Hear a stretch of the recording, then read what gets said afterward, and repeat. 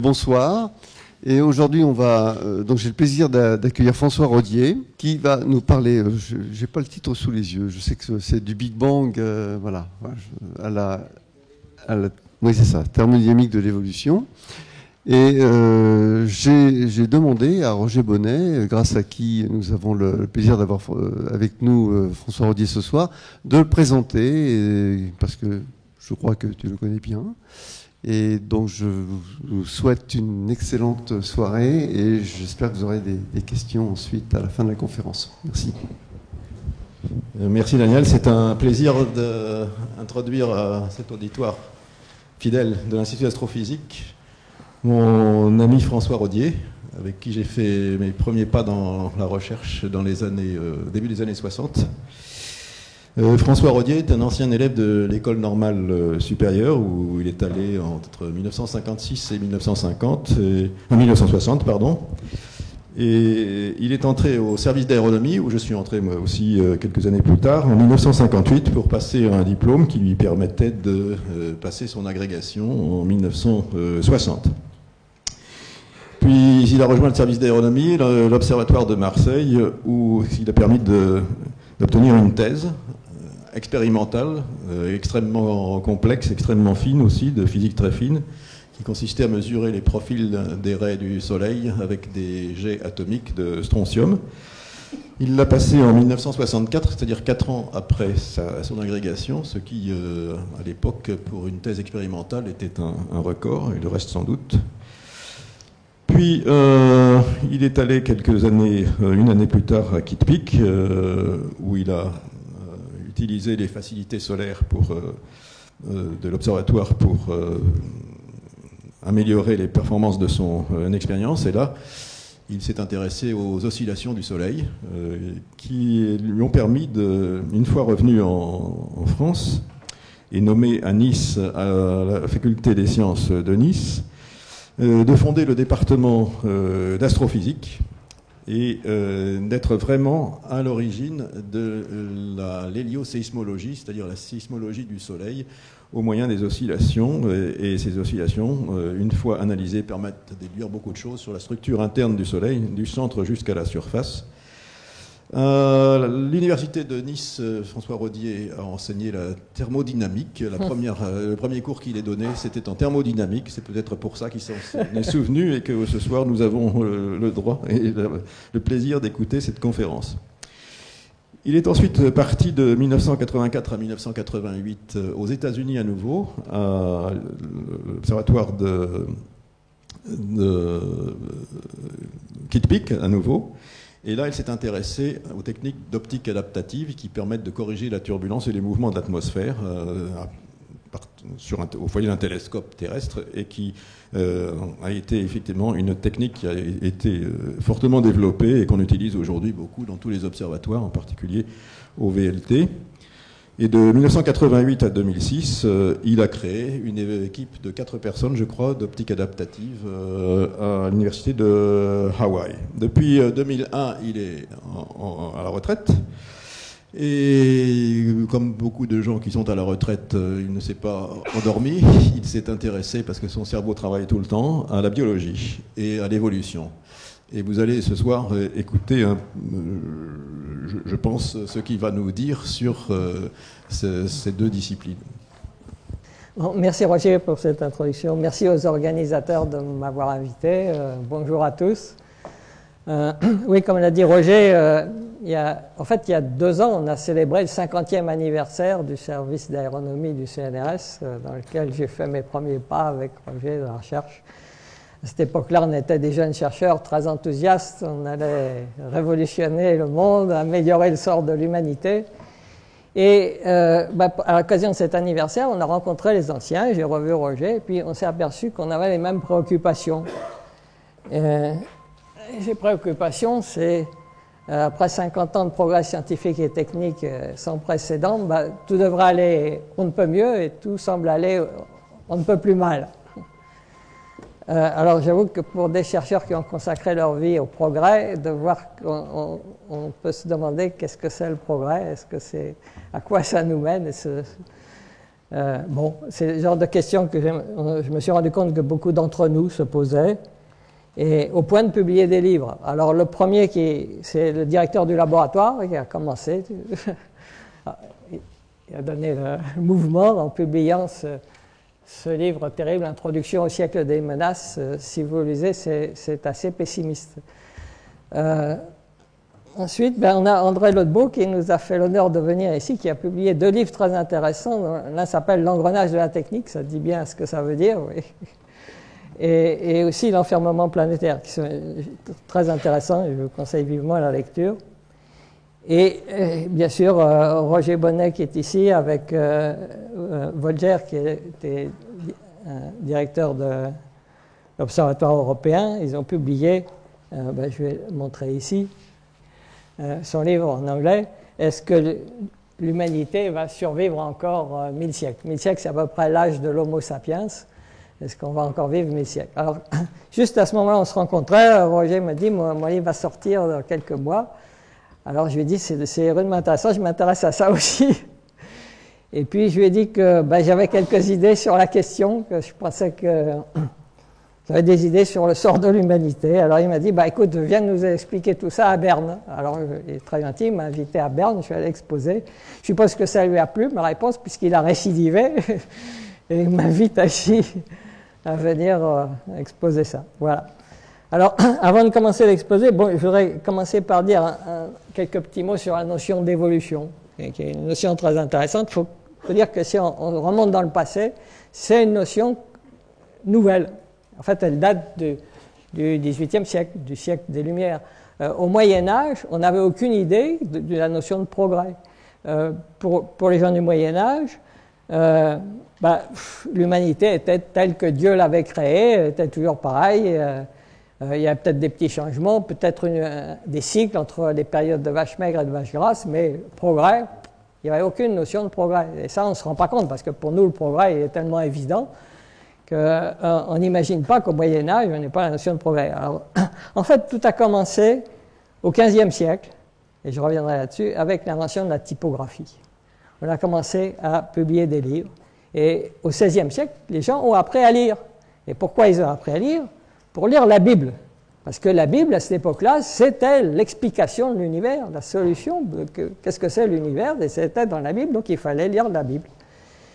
Et bon, au XVIIe siècle, il y a quand même quelques savants qui ont dit bon, il y a quand même la science qui peut aussi donner quelque chose, expliquer un peu ce que c'est que l'univers. Blaise Pascal balançait entre la religion et la science, avec son fameux pari. Quant à Descartes, carrément, il prônait une approche rationnelle qu'on a appelée ensuite le cartésianisme. Donc on arrive à cette notion que l'approche rationnelle peut expliquer ce que c'est que l'univers. Et au XVIIIe siècle, les données s'accumulent, la connaissance humaine s'accumule, il y a de plus en plus de livres, et d'où l'idée de faire une encyclopédie, on met toutes les connaissances de l'humanité ensemble.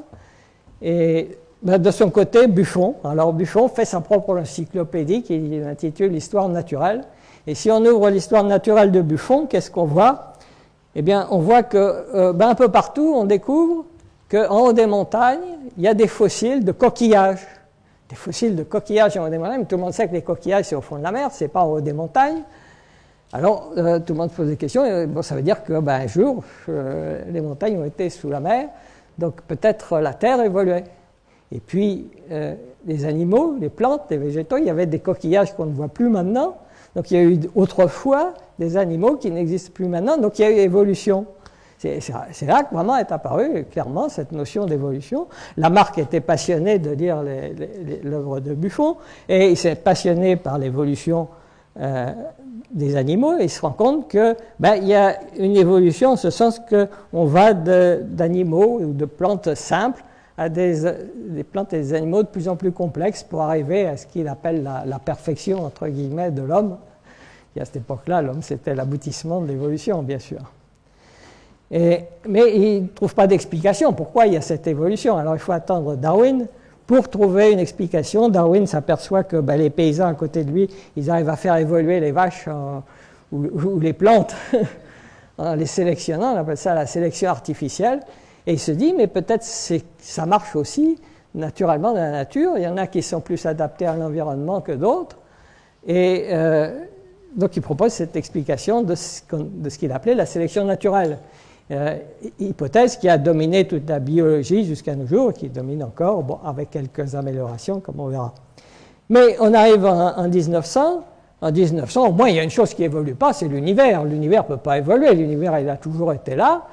Et Einstein pense que l'univers n'évolue pas. Quand il écrit son équation cosmologique, il trouve que ça devrait évoluer. Alors il rajoute une constante qu'il a appelée la constante cosmologique pour que ça ne bouge pas, parce que l'univers, ça peut... Et puis, 15-16 ans après, enfin c'était en 1929 très exactement, Hubble s'aperçoit que les galaxies s'éloignent, l'univers est en expansion. Donc même l'univers évolue. Alors Einstein se dit, il a dit, c'est la plus grande bourde de ma vie que j'ai fait en rajoutant cette constante. Il a appelé ça la plus grande bourde de sa vie. Donc vous voyez, même en 1900, on pensait encore que l'univers n'évoluait pas. Maintenant, on sait que l'univers évolue. Donc tout évolue. Alors tout évolue. Le problème, c'est quand vous arrivez dans une situation où tout évolue, les étoiles, la Terre, les espèces animales et végétales naissent, meurent. Est-ce qu'il y a des lois de l'évolution? Et s'il y a des lois de l'évolution, quelles sont ces lois? Alors c'est à cette question que je vais essayer de répondre. Alors pour trouver la réponse, en fait c'est une mathématicienne, une femme mathématicienne qui s'appelle Amy Newton, qui a dit s'il y a des lois, alors il y a un invariant. Et ça c'est la réaction maintenant de tous les physiciens. Dans un problème où tout varie, eh bien, pour s'en tirer, il faut chercher une quantité qui ne varie pas. Le physicien appelle un invariant. Et l'invariant, les physiciens le connaissent. C'est l'énergie. Il y a quelque chose qui se conserve, c'est l'énergie. Donc la réponse, c'est l'énergie se conserve, ce qui veut dire que l'évolution obéit aux lois auxquelles obéissent l'énergie, et les lois auxquelles obéissent l'énergie, c'est les lois de la thermodynamique. D'où le titre de ma conférence qui vous a peut-être un peu surpris, la thermodynamique de l'évolution. Du Big Bang aux sociétés humaines, alors bon, c'est peut-être un peu hardi, mais je vais vous montrer que ces lois, on les retrouve partout, depuis l'origine de l'univers, le Big Bang, jusqu'à notre vie de tous les jours. Comment évoluent les sociétés humaines. Alors, voilà le plan que j'ai suivi, divisé en 4 parties. Je vais essayer de vous expliquer le plus simplement possible qu'est-ce que sont les lois de la thermodynamique. Ensuite, je vous parlerai du Big Bang, l'évolution de l'univers, je vous montrerai que c'est une conséquence. Ensuite, je vous parlerai de l'évolution de la vie, l'évolution darwinienne. Et puis, je finirai par l'évolution de l'humanité pour répondre à la question de Roger. Alors, les lois de la thermodynamique, au début, au 19e siècle, il y a 2 lois. Bon, on parle souvent de principes, il y a plus que 2 principes. Je simplifie ici en appelant ça des lois plutôt que des principes. Il y en a 2 lois fondamentales. L'énergie se conserve, mais l'énergie se dissipe. Alors, qu'est-ce que ça veut dire? L'énergie se conserve, vous savez qu'il existe des tas de... On parle d'énergie, c'est un concept très abstrait, là, le concept d'énergie. Mais de nos jours, c'est tellement important qu'on entend parler d'énergie tout le temps. On entend parler d'énergie électrique, d'énergie chimique, d'énergie nucléaire, d'énergie solaire, d'énergie éolienne, d'énergie ceci, d'énergie cela. Mais c'est tout la même chose, ça se mesure tous avec la même unité. En fait, ce qui vous intéresse, c'est le flux d'énergie. Le flux d'énergie, ça se mesure en watts. Vous avez tous, quand vous achetez une ampoule électrique, vous vous demandez ça consomme combien de watts. L'énergie, ça se mesure en watts, quelle que soit sa forme. Mais ça se dissipe. Alors, qu'est-ce que ça veut dire, ça se dissipe? Ça veut dire que ça se transforme en chaleur. Mais la chaleur aussi, c'est une forme d'énergie. C'est pareil comme les autres, mais c'est une forme un peu particulière. Alors, comment prendre les images? Alors, j'ai réfléchi à une image. Les physiciens aiment bien comparer l'énergie à un fluide qui se propage, mais plus particulièrement à du sable, parce que l'énergie, c'est fait de petits grains qu'on appelle les quanta, et puis le sable, c'est fait de grains de sable. Donc, je vais comparer l'énergie, pour faciliter, à du sable. Alors, ce sable, vous pouvez le mettre dans différents emballages. Vous pouvez le mettre dans une bouteille, dans une casserole, c'est des différentes formes électriques, chimiques, etc. Vous transvasez de l'un dans l'autre, c'est toujours le même sable. Vous le transvasez dans des récipients différents, l'étiquette est différente, c'est tout. Mais quand vous transvasez d'une casserole dans une bouteille, je ne sais pas si vous avez essayé, vous en mettez partout du sable. Celui que vous avez intéressé, c'est celui qui s'est dissipé. C'est ça la chaleur, vous l'avez mis partout. Alors qu'il y a un moyen, si vous êtes propre, vous mettez un journal, vous faites ça sur un journal, donc vous avez du sable qui s'est répandu sur votre journal, vous voulez le récupérer. C'est impossible de le récupérer, mais la meilleure façon de le récupérer, si vous avez un journal, c'est vous soulevez le journal. Tout doucement, vous introduisez une pente, ce que les physiciens appellent un gradient, et le sable va couler dans la casserole, vous pouvez en récupérer. Et puis plus vous inclinez, plus vous récupérez facilement. La chaleur, c'est pareil. il faut introduire un gradient. Mais cette fois, c'est un gradient de température. Vous ne pouvez récupérer de l'énergie sous forme de chaleur qu'à condition d'introduire un gradient. Et ce gradient, c'est un gradient de température. Et plus le gradient de température est élevé, plus vous en récupérez. Mais vous en récupérez jamais totalement. Voilà. Alors ça, c'est ce qui a été découvert par le fondateur de la thermodynamique, le français Sadi Carnot. Alors, Sadi Carnot, vous avez peut-être entendu parler d'un président de la République. Bon, ça, c'est son oncle. Il avait un frère qui s'appelait Hippolyte, qui a eu un fils qui est devenu président de la République. Voilà. Alors lui, c'est l'oncle. Alors il est tout jeune, là, dans son habit de polytechnicien, il est très sympathique. Mais si vous voyez la date de sa mort, il est mort à 36 ans du choléra, le pauvre. Alors il a écrit un livre qui s'appelle « De la puissance motrice du feu », où il fonde une nouvelle science, la thermodynamique. Alors, ça, il a donc pratiquement écrit les deux lois, encore qu'on lui donne plutôt la deuxième loi que la première, mais, parce que la première n'avait pas complètement été démontrée expérimentalement, mais la suppose valide. Donc, pratiquement, Carnot a fondé la thermodynamique avec les deux lois. Mais c'est ce qu'on appelle la thermodynamique à l'équilibre. Alors, j'ai comparé l'énergie à un fluide. Bon, un autre fluide, c'est l'eau. L'eau, c'est un fluide. La dynamique des fluides, c'est une science. Elle se divise en deux parties, l'hydrostatique et l'hydrodynamique. C'est deux parties différentes. L'hydrostatique, c'est l'étude de l'eau à l'équilibre. L'hydrodynamique, c'est l'étude de l'eau en mouvement. Pour l'énergie, c'est pareil.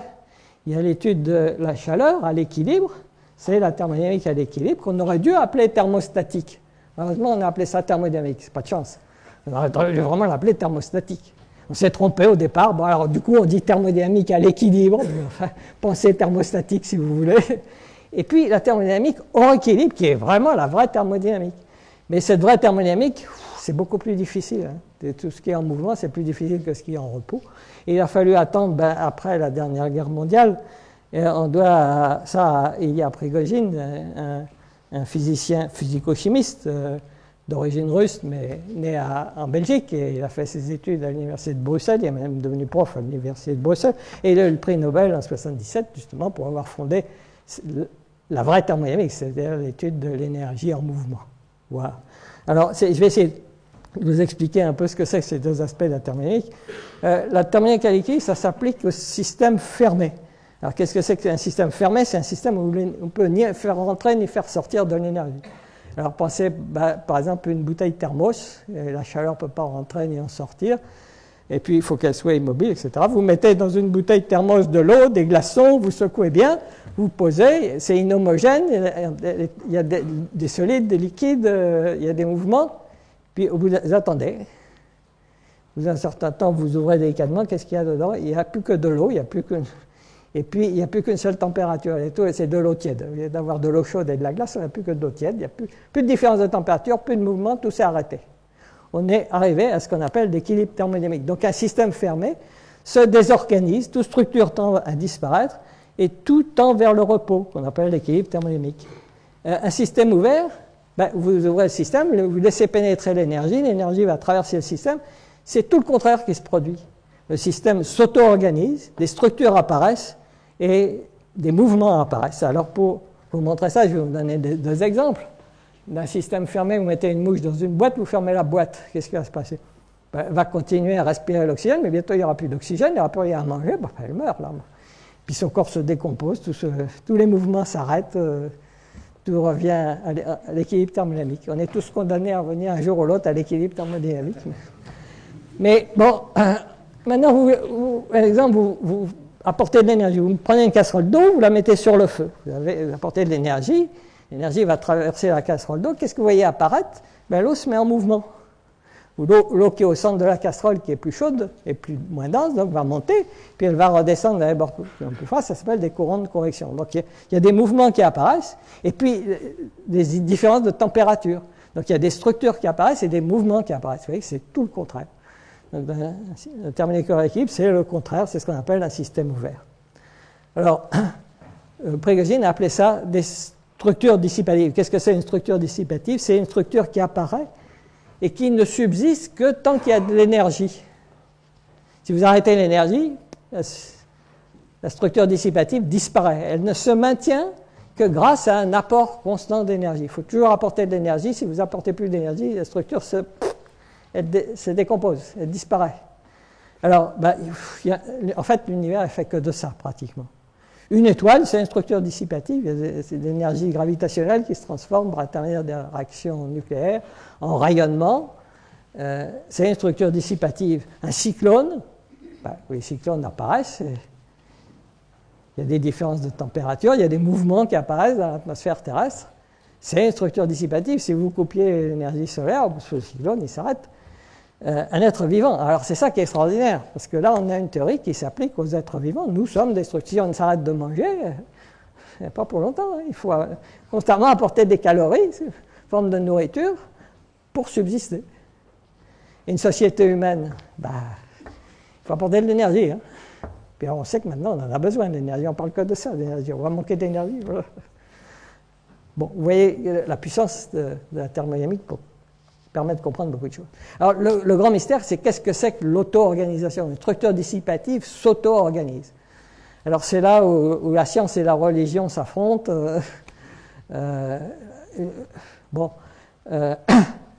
Est-ce que quelque chose peut se créer tout seul? Il y a des choses qui se créent tout seul. On en voit, je ne sais pas si vous êtes allé au sport d'hiver, vous avez regardé les flocons de neige, c'est merveilleux. Ça se fabrique tout seul. Et c'est d'une organisation extraordinaire, c'est d'une beauté. Ils sont tous différents les uns des autres. Ils sont magnifiques. Donc, il peut y avoir... Alors ça, les physiciens appellent ça une transition de phase. Ça veut dire le passage de la phase liquide à la phase solide, par exemple, etc. Ça s'appelle des transitions de phase. C'est une transition entre deux états différents de la matière. Alors, on appelle ça une transition de phase abrupte. Pourquoi une transition de phase abrupte? Parce qu'il faut quand même... Ça ne se crée pas vraiment tout seul, il faut un germe, un grain de poussière, une charge électrique pour déclencher. Voilà. Alors ça s'appelle une transition de phase abrupte. Donc, si je prends un exemple, une poule, il faut un œuf, c'est le germe. Donc ça serait, si on prend par analogie, ça ressemble à une transition de phase abrupte. Alors, est-ce qu'il existe des transitions de phase où il n'y a besoin de rien du tout, aucune information à partir de zéro? Oui, il en existe, mais alors c'est moins connu. C'est ce qu'on appelle les transitions de phase au point critique. C'est celles-là qui vont nous intéresser. Qu'est-ce que c'est une transition de phase au point critique? C'est une transition de phase qui se produit, mais à une température et une pression bien déterminées. Et à ce moment-là, ça se produit à partir de rien du tout. Alors, j'ai ici quelques exemples. Ce que vous voyez là, c'est un appareil un peu compliqué parce qu'il faut maintenir une pression assez élevée. Ça se fait soit avec du gaz carbonique, soit avec maintenant on le fait avec de l'hexafluorure de soufre qui permet, au lieu de monter à 73 bars pour le gaz carbonique, il faut monter à 37 bars seulement. Donc en général, on le fait maintenant avec l'hexafluorure de soufre. Mais c'est parce que les températures et les pressions sont raisonnables pour une expérience de laboratoire, de démonstration. C'est une expérience qu'on fait, une expérience de cours qu'on fait dans un cours de physique à la Sorbonne. Je suppose qu'on les fait encore. Il faut un tube de verre assez épais pour pas que le verre explose. Alors vous avez un tube de verre assez épais, puis vous avez une colonne de mercure qui vient comprimer le fluide, qui est, par exemple du gaz carbonique. Et vous avez aussi, ça ne se voit pas trop ici, une double enveloppe avec un courant d'eau à la bonne température pour maintenir le fluide à la bonne température. Alors qu'est-ce que vous observez ici? Vous observez qu'un ménisque, ici vous avez un liquide, et ici ça vous paraît évident qu'en dessous il y a du liquide, qui est comme dans ce verre d'eau, ici il y a du liquide, puis au-dessus il y a du gaz. Et là c'est pareil, ici vous avez le liquide, ici le gaz, et ici vous avez ce qu'on appelle un ménisque. C'est quelque chose qui reflète la lumière parce que la densité du liquide n'est pas la même que la densité du gaz. Mais si vous augmentez tout doucement la température et la pression de façon à passer juste à la température et à la pression critique, on voit quelque chose d'extraordinaire. C'est que le reflet qui est là devient de plus en plus pâle. Puis à un moment donné, il disparaît. Alors qu'est-ce qui s'est passé? Où est le liquide, où est le gaz? Le liquide et le gaz ont exactement la même densité. Donc il n'y a plus de reflet, il n'y a plus rien, c'est la même phase. On est passé d'un mélange de deux phases à plus qu'une seule phase. Alors, qu'est-ce qui se passe si on revient en arrière? Est-ce qu'on voit réapparaître le ménisque? Non, on ne voit pas réapparaître le ménisque. Malheureusement, ici, je n'ai pas de bonne image. Ici, il y a plein de bulles. Alors, faites pas attention aux bulles, c'est des bulles dans l'eau qui était un peu chaude, ça fait des bulles. Mais ce qui est intéressant, c'est ce qui est au bout de la flèche, il y a une zone un peu grisâtre.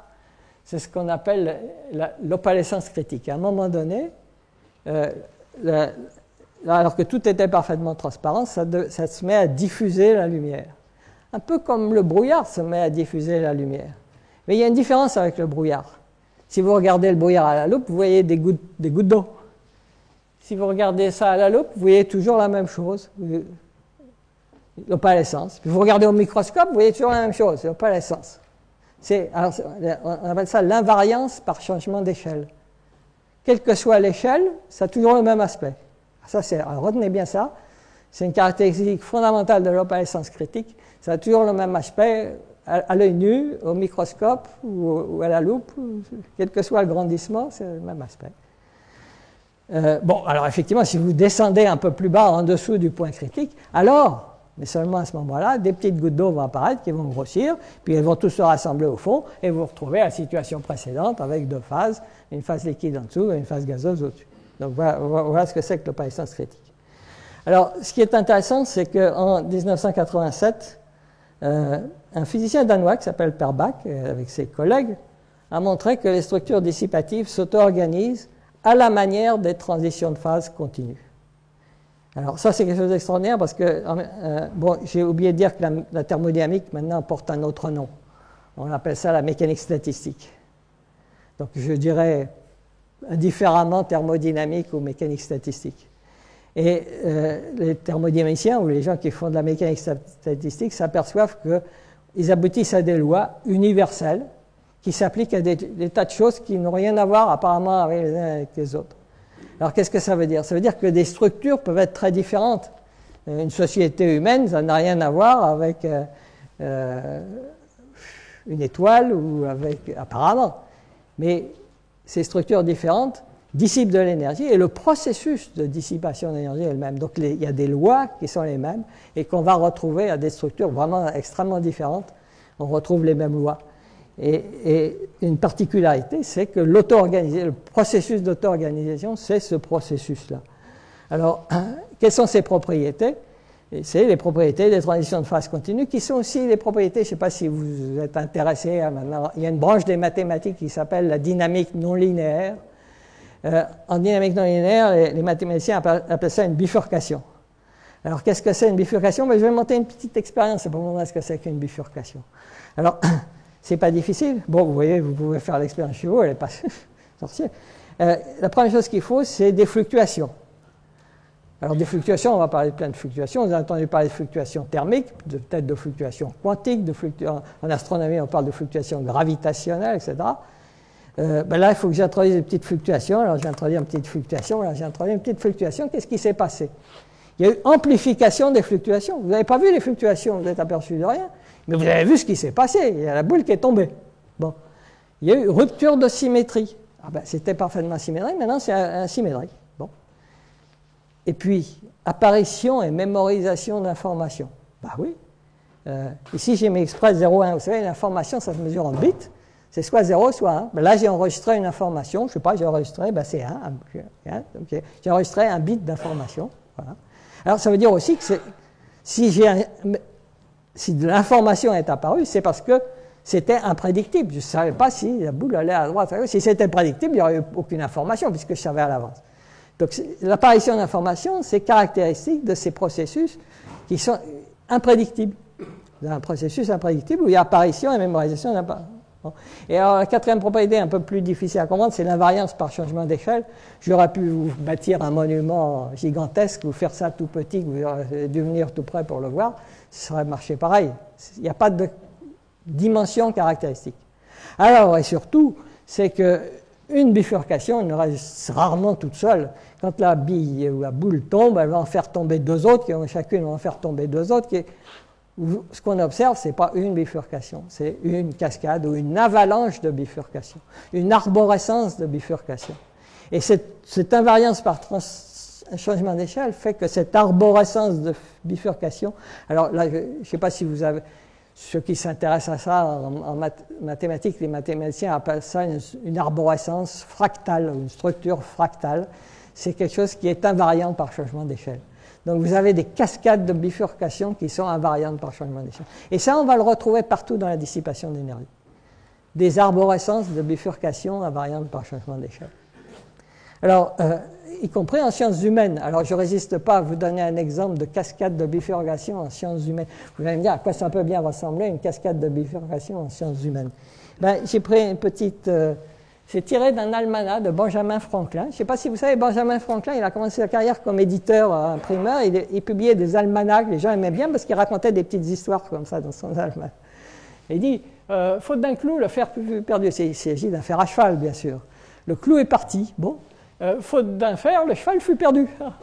Faute d'un cheval, le cavalier fut perdu, etc., etc. Puis alors, le royaume fut perdu à la fin. C'est une avalanche énorme. Alors, toutes les avalanches ne sont pas énormes comme ça. Elles sont très rares, heureusement. C'est des catastrophes pareilles, c'est très rare. Mais de temps en temps, ça s'arrête à la deuxième ligne, de temps en temps à la troisième ligne. Alors, très souvent, ça s'arrête à la première ligne. Puis, des fois, ça va à la deuxième, puis parfois, ça va très loin. Ça peut aller très loin. Bon. Alors, ça vraiment amène à Perbach, qui dit ben, l'énergie se dissipe comme ça, elle se dissipe en produisant des avalanches dont l'amplitude est inversement proportionnelle à la fréquence. Inversement proportionnelle à la fréquence. Ça veut dire que plus elles sont petites, plus il y en a. Puis il y en a énormément de toutes petites. Puis il y en a un peu d'un peu plus grosses, et puis un peu moins d'encore plus grosses, et puis exceptionnellement des avalanches énormes, destructrices. Alors les exemples, ben, Perbach, il aime bien comme exemple, alors si vous lisez les livres de la littérature de Perbach, son exemple canonique, c'est le tas de sable. Alors je reviens, moi j'ai dit tout à l'heure, je fais une analogie entre l'énergie et du sable. Si vous versez du sable, qu'est-ce qui se passe? Vous dissipez, hein, vous versez du sable carrément comme ça, ben, ça va faire un tas. Puis le tas, il va monter, puis vous arrivez à un certain moment où vous atteignez une pente critique. Ah, voilà. On retrouve la notion de point critique ou de pente critique. Et quand vous arrivez à cette pente critique, qu'est-ce qui se passe? Ben, il ne se passe pas nécessairement quelque chose, mais danger. Vous arrivez dans une zone de danger parce que si vous continuez, ça monte, ça continue à monter, puis d'un seul coup, pouf, des avalanches.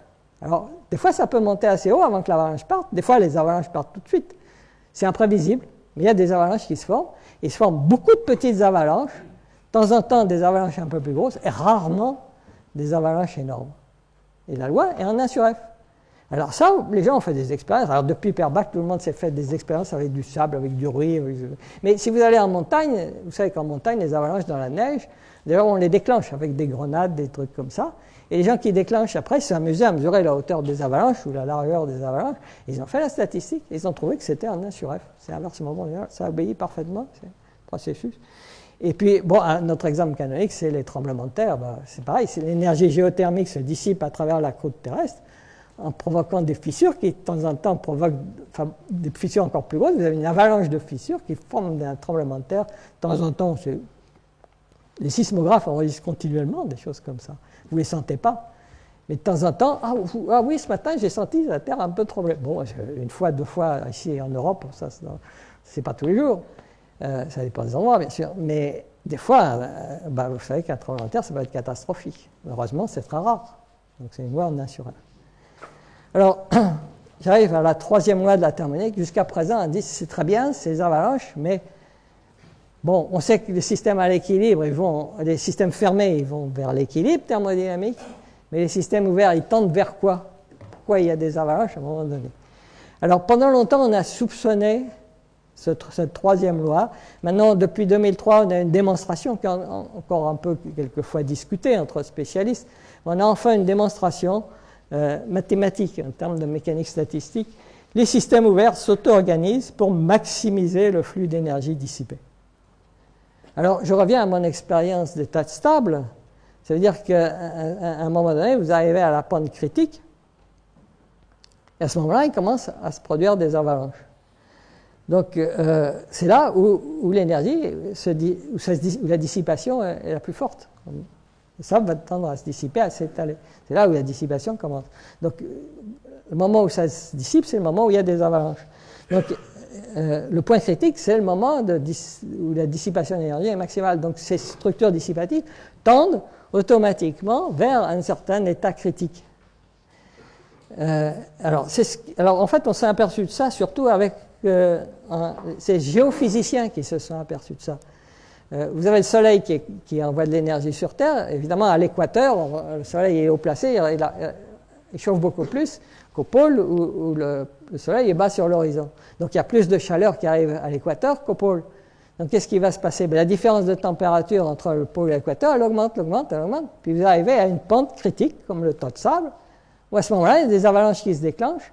C'est d'ailleurs des cyclones et des anticyclones qui vont propager la chaleur de l'équateur vers le pôle. C'est ça toute l'atmosphère terrestre, ça consiste à faire des mouvements qui vont propager la chaleur depuis l'équateur jusque vers le pôle. Et puis ces cyclones et ces anticyclones, ils vont se casser en cyclones de plus en plus petits, etc., et fabriquer ce qu'on appelle la turbulence dans l'atmosphère.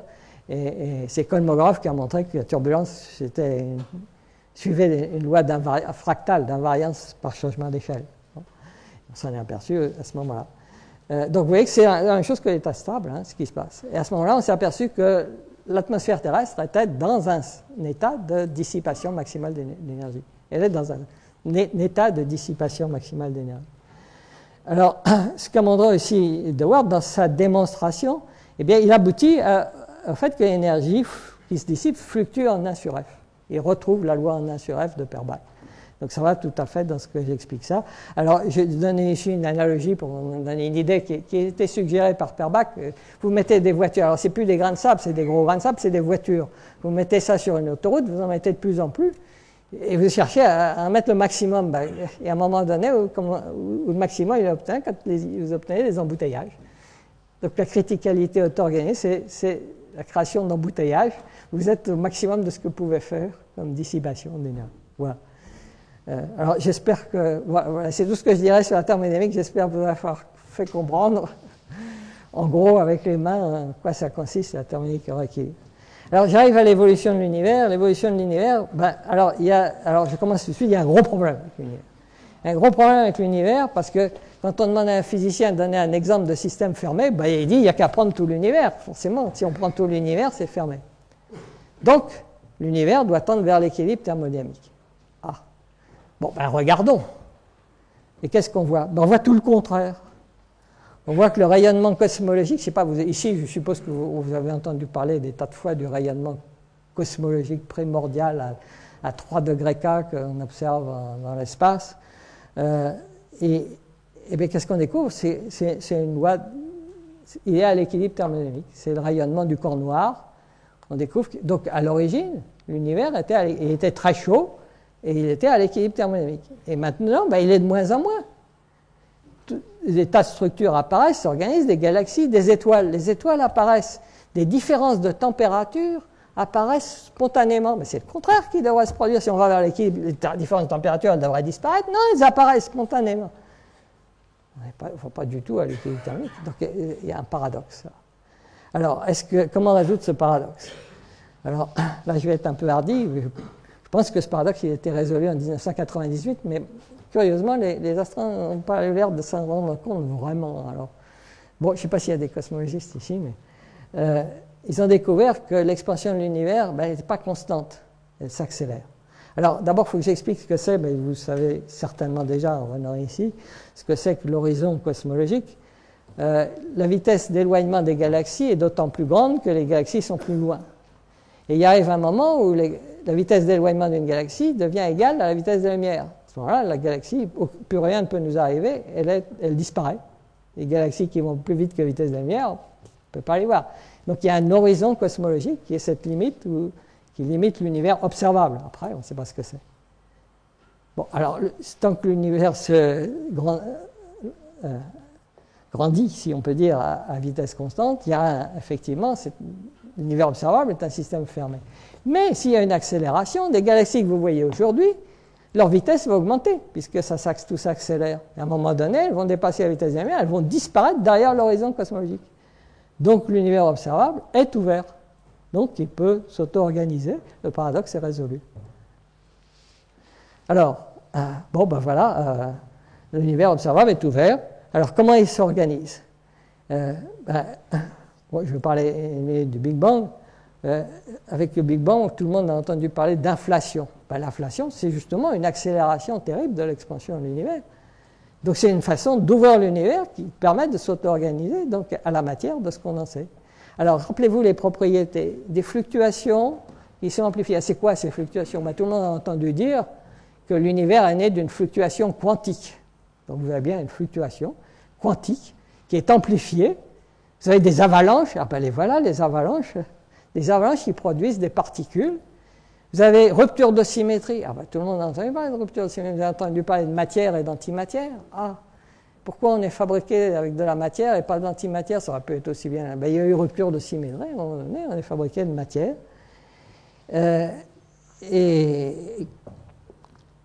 Alors, invariance par changement d'échelle, opalescence critique, il doit y avoir invariance par changement d'échelle. Ça, on le voit encore dans le rayonnement cosmologique. Mais on le voit dans les fluctuations du rayonnement. Maintenant, on a réussi à envoyer des satellites assez sensibles pour voir non seulement le rayonnement à 3 degrés K, mais les fluctuations du rayonnement à 3 degrés K. Et ces fluctuations, pour les comprendre, clairement, on voit qu'il y a invariance par changement d'échelle. C'est tout à fait analogue à l'opalescence critique. Donc, vous voyez, tous ces phénomènes d'opalescence critique, on les retrouve dans le Big Bang. Alors, c'est bien les transitions de phase continues. Alors, on les retrouve partout dans l'auto-organisation de l'univers, amplification des fluctuations. Alors, j'ai parlé de fluctuations quantiques, mais les étoiles, comment elles se forment? À partir de fluctuations gravitationnelles. Et vous avez des avalanches qui se produisent, des instabilités, on appelle l'instabilité de Jeans. Et les étoiles, d'abord, on a eu des avalanches de galaxies, et les galaxies nous fabriquent des avalanches d'étoiles. Les fluctuations thermiques, les cyclones naissent de fluctuations thermiques. Et les êtres vivants, si vous écoutez les biologistes, eux, ils parlent de fluctuations génétiques. C'est la même chose. Eux aussi, ils parlent de fluctuations qui sont amplifiées. Pensez, si vous partez d'une petite graine, ou une espèce nouvelle, rupture de symétrie. J'ai parlé de matière et d'antimatière. Il y a les cyclones et les anticyclones. Et la vie. Le jour où est apparue la vie, c'était une énorme rupture de symétrie, l'apparition de la vie. Je ne sais pas si on vous a parlé de la chiralité, c'est quelque chose que Pasteur a découvert, que toute la vie est asymétrique. Il y a des molécules organiques qui ne sont pas superposables à leur image dans un miroir, comme la main gauche et la main droite ne sont pas superposables, elles sont des images à travers un miroir l'une de l'autre. Mais toutes les molécules organiques, il n'y a pas les deux, il n'y en a qu'une. Et si vous regardez un être humain, regardez les escargots, c'est une coquille en spirale, ils tournent toutes dans le même sens. Vous ne trouverez jamais un escargot qui tourne dans le mauvais sens. Toute la vie est asymétrique. Apparition et mémorisation de l'information. Alors là, je vais en parler en long et en large. La vie, c'est exactement l'apparition et la mémorisation de l'information. Et l'invariance par changement d'échelle, je n'ai pas le temps d'en parler, mais même la vie est invariante par changement d'échelle. Il y a une loi qui s'appelle la loi de Kléber qui dit que le métabolisme est proportionnel à la puissance 3/4 de la masse, et ça va depuis les organismes unicellulaires jusqu'aux éléphants. C'est invariant par changement, c'est le processus de dissipation d'énergie. Et ça veut dire que quoi? Qu'est-ce que c'est un processus invariant par changement d'échelle? C'est une structure fractale, arborescence, c'est une arborescence, la vie, une arborescence fractale qui montre que la vie est optimisée pour maximiser la dissipation d'énergie. Les structures fractales sont typiques des structures qui maximisent la dissipation d'énergie. C'est ce phénomène. Alors j'arrive à quelque chose qui est mal connu ici. C'est un certain Eric Jones qui a publié ça en 1980, dans un livre qu'il a appelé L'univers qui s'auto-organise. Et qu'est-ce qu'il a dit? Il a dit il s'est aperçu qu'il y avait en fait deux sortes d'évolution. Une macro-évolution, qui fabrique des grosses choses, des superamas, des amas, des galaxies, des étoiles, des planètes, etc. Et puis des petits éléments. D'abord, alors, le Big Bang, oui, en fait, il y a eu 3 avalanches. Ce n'est pas une avalanche, c'est 3 avalanches successives dans le Big Bang. Il y a d'abord avec 3 ruptures de symétrie qui correspondent aux forces fondamentales différentes. Il y avait d'abord formation des quarks, puis ensuite formation des hadrons, c'est-à-dire les protons, les neutrons. Et puis après, enfin, il y a encore la formation des leptons, c'est-à-dire les électrons. Alors, je n'ai pas mis de flèche là, parce que c'est tout noir, on ne sait pas ce qui s'est passé là. La lumière ne peut pas passer au travers, parce qu'il a fallu attendre que les électrons se réunissent avec les protons pour que les photons puissent partir. Okay? Donc, je ne sais pas, mais alors s'il y a des cosmologistes dans la salle, moi j'ai remarqué qu'il y avait 3 structures là et 3 structures là. Alors, on a envie de les relier comme ça, mais il faudrait demander un peu aux cosmologistes de réfléchir à la question. Hein. Et puis après, les atomes légers, ils se condensent pour former des étoiles. Mais les étoiles, dès que les étoiles, pof, il se déclenchent des avalanches qu'on appelle des réactions nucléaires, qui sont des réactions en chaîne. Les réactions en chaîne, c'est bien, ça part exponentiellement, c'est bien une avalanche. Une avalanche qui produit quoi? Des atomes lourds. Et ces atomes lourds, ben, ils sont disséminés dans l'espace, ils vont se recondenser dans l'environnement circumstellaire pour former des planètes. Et quand l'oxygène et l'hydrogène, qui sont des atomes lourds, se retrouvent dans l'environnement, ils se retrouvent ensemble, l'oxygène et l'hydrogène, ça fait de l'eau. Et puis, bon, bien d'autres choses, le gaz carbonique, le carbone et l'oxygène, ça fait le gaz carbonique, etc. Bon.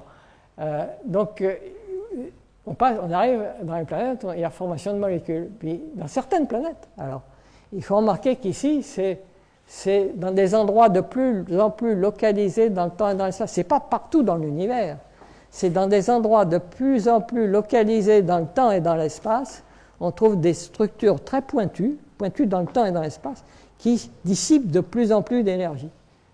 Alors effectivement, les molécules sur Terre ont fabriqué un océan, c'est pas partout que l'eau pouvait être restée à l'Italie, et cet océan c'était favorable à la formation de chaînes moléculaires, de même les étoiles sont favorables à la formation d'atomes lourds, les planètes à la formation de molécules, les océans avec des chaînes moléculaires, les chaînes moléculaires très lentement se sont arrangées pour former les prokaryotes, c'est-à-dire les bactéries.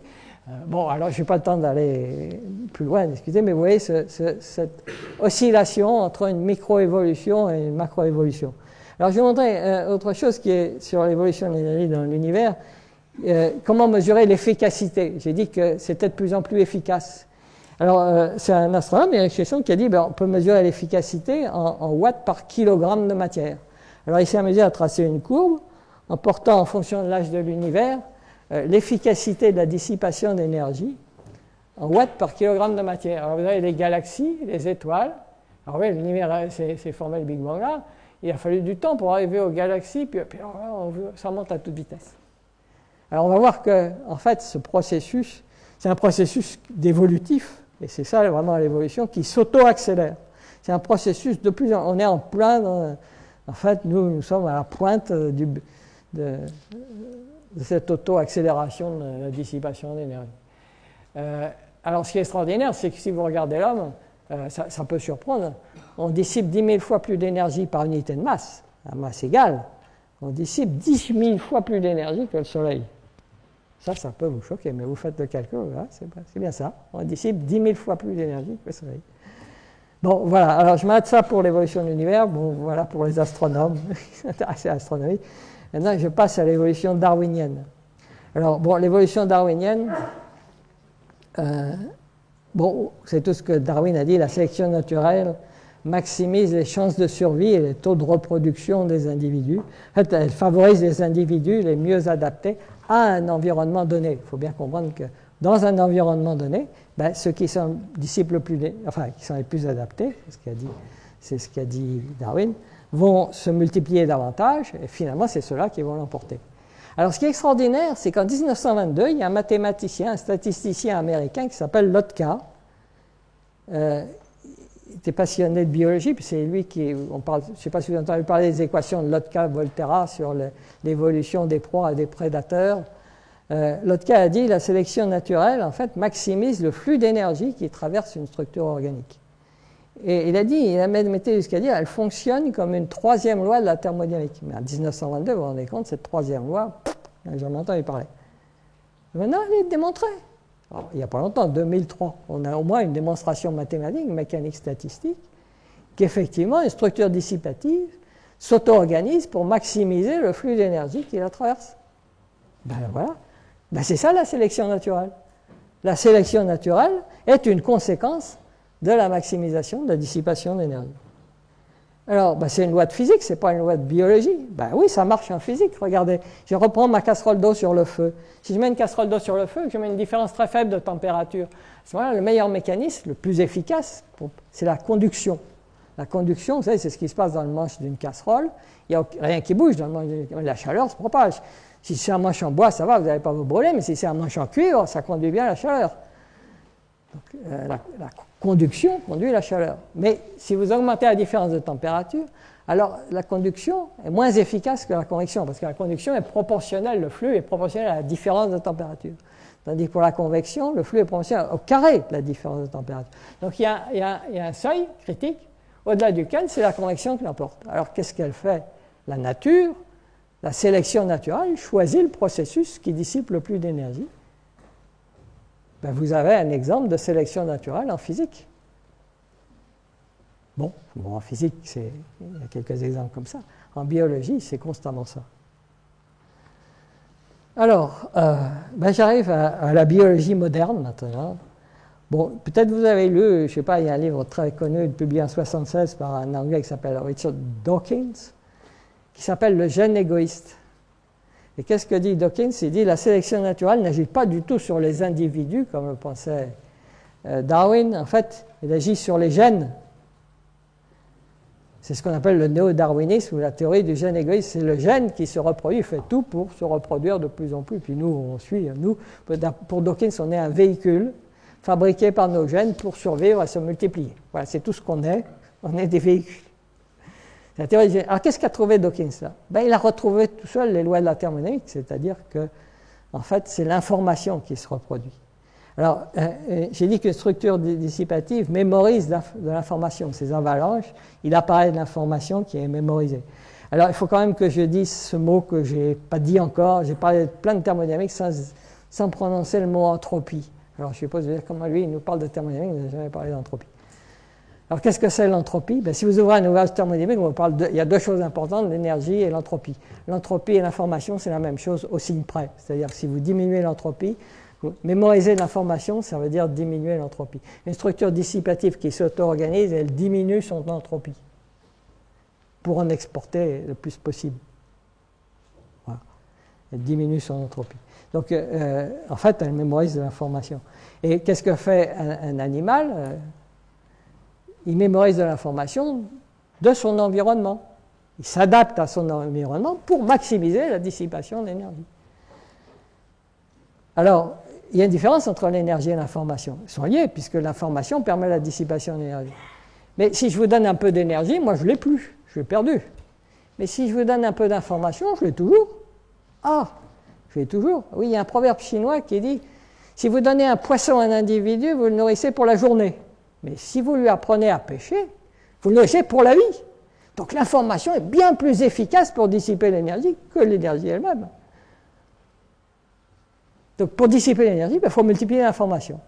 Eh bien, lorsque la vie est apparue, la nature a trouvé un processus, un moyen, pour dupliquer, multiplier l'information. Donc, pour accroître terriblement la dissipation d'énergie. Et du coup, toute l'évolution s'est engouffrée dans ce processus de multiplication de l'information qui permet de dissiper de plus en plus d'énergie. Alors, j'ai dit tout à l'heure que vous avez vu la courbe de Chesson. Tout s'accélère, la dissipation d'énergie. Alors, cette découverte par la nature de ce processus de multiplication de l'information, en fait, la dissipation d'énergie, brutalement, localement, s'est mise à s'accroître très vite. Alors, si je prends une espèce vivante, elle maximise la dissipation d'énergie en s'adaptant à l'environnement. Donc, elle mémorise dans ses gènes l'information sur l'environnement. Bon. Mémorisation dans les gènes. Pour les animaux un peu plus évolués, on appelle ça processus d'apprentissage. Quand on arrivera aux sociétés humaines, on appellera ça prise de conscience. C'est tout la même chose. Hein. Pour le moment, j'en suis à la mémorisation de l'information dans les gènes. Plus ces gènes mémorisent l'information, plus elles dissipent d'énergie. Mais plus elles dissipent d'énergie, plus vite elles modifient son environnement. Et plus vite elle modifie son environnement, plus vite elle doit se réadapter, puisqu'elle est plus adaptée à son environnement qu'elle a modifié elle-même. Donc vous avez un processus en boucle qui s'auto-accélère. C'est une boucle positive, un feedback positif, comme on disent les cyberneticiens, qui s'accélère de plus en plus. Alors c'est un biologiste qui s'appelle Leigh Van Valen qui a découvert ça dans les années 73. Et il a donné un nom très imagé, il a appelé ça l'effet de la reine rouge. Alors je ne sais pas si vous avez lu Alice au pays des merveilles, c'est le tome 2. En anglais, ça s'appelle de l'autre côté du miroir. Il y a la reine rouge qui dit à Alice, ici, il faut courir le plus vite possible pour rester sur place.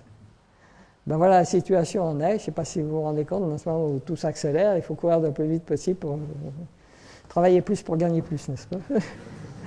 Bon, l'extinction des espèces.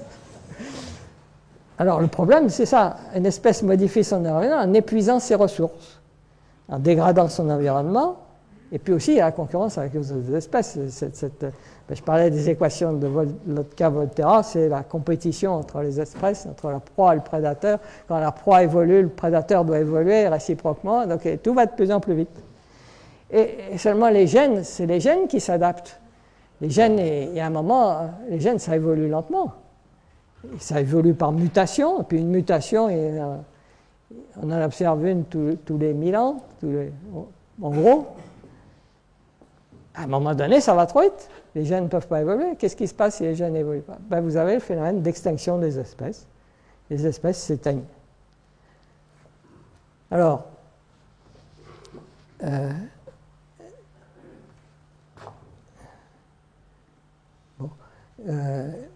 j'en arrive à une autre